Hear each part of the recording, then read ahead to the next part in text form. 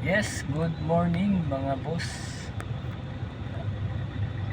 Share ko lang sa inyo guys kung gaano ba kahalaga ang ating pagkakilanlan o meron na ba tayong mga birth certificate.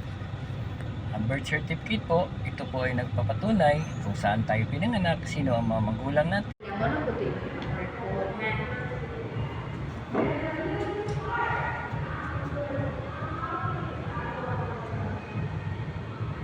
File na ka nag-correction, sir. Bayari sa ni 100 sa treasurer's office mo. Ang 155 pwede ka magbayad. 100. Good morning guys. Naako pa rin rin sa Kalinan District na. Na magpa-late registered karon. Anayahang 2 valid IDs.